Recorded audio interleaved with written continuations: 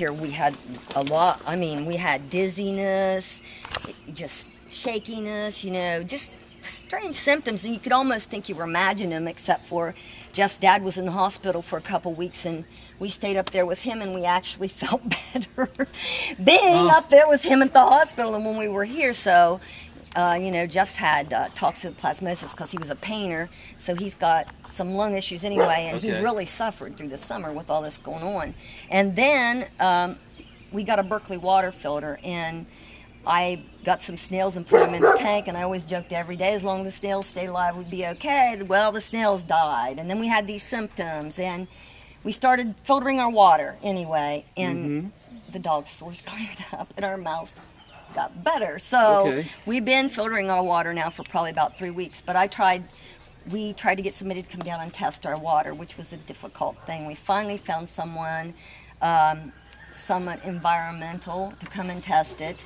And and we physically stood and watched him draw 6 vials with radium on the side of it, and then they suddenly didn't test for radium. We couldn't get results. I don't know, it made me nervous, because he made some statements while I was here about, he'd been on the Bond pad and he'd been on the Wilson pad, and we were telling him we were suspicious of elevated radiation because of some of the way the trees looked and my vegetables out of my garden last year, and they just were.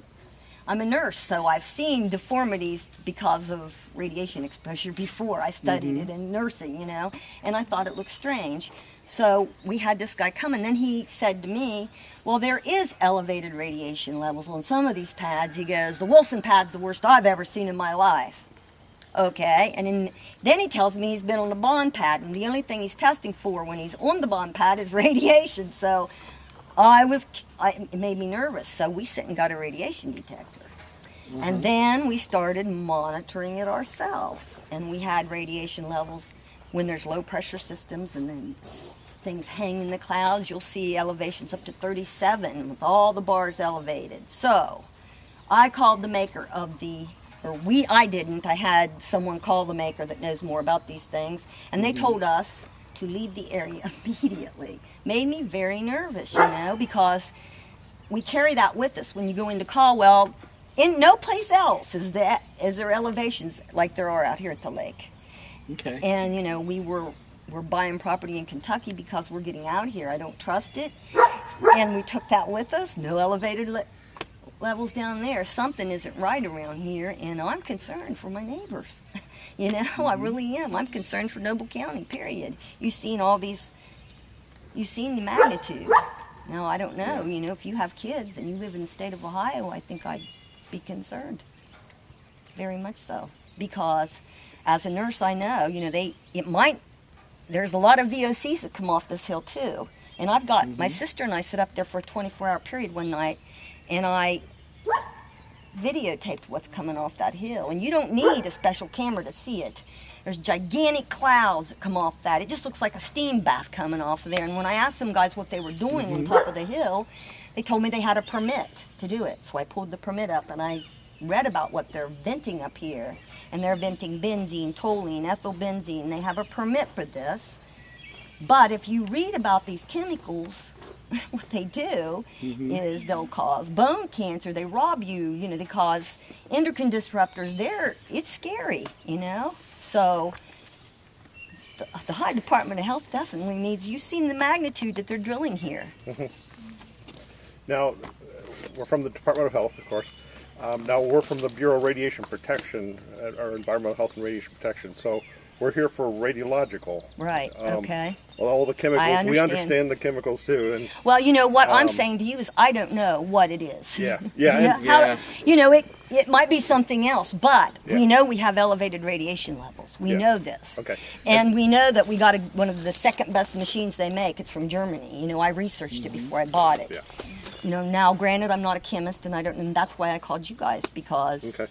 And what we'd like to do, have you the areas where you were getting your highest readings, we'll kind of take our meters, your meters, we'll follow you to those areas, we'll kind of do the thing, so we can kind of document those surveys and levels also. Again, We're here for the radiological. We understand the chemical part, Right. but Well, would you like to see those levels? I took pictures of them when they were elevated, and they were Okay. standing right here in my driveway, up to 37, up to 27. Oh, okay, so you're right here? Right here, but if you closer to the Over pad there. you walk, the higher they get. I'll give you Yeah.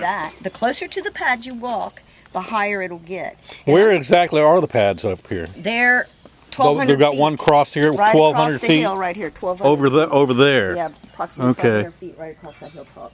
All right. And all the laterals from that hilltop, they're right underneath my property.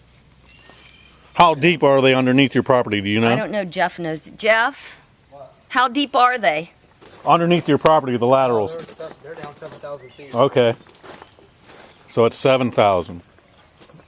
But these laterals are some of the longest. They go out under Seneca Lake, you know. Oh, And my understanding was they used something special down those holes so they could track them from satellite. Well, what really made us suspicious during the fracking process. Out here, there's a pond where it's completely Isolated. isolated, and during the fracking process, it starts getting this white, oily film on top of it.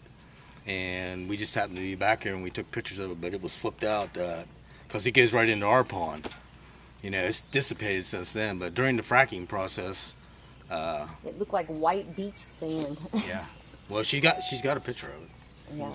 But it was just strange that it occurred during the same time it was I'm fracking, even concerned though they about, say nothing. I want to know if it's in the water. It just scared us. I live over by GoFrac. You know where that is? No. It's right over there in Fairdale at the Champion plant. And they had they put up orange bins. They had a railroad spur there, and they haul workers out from there. And they had equipment there too. They went out of business last fall, but I don't know if what they put in those orange bins, but on the spur, because the spur goes across the road, so I drive over, it goes across the public road, is yellow powder, kind of a light yellow powder. It looks like sand, but it's way finer.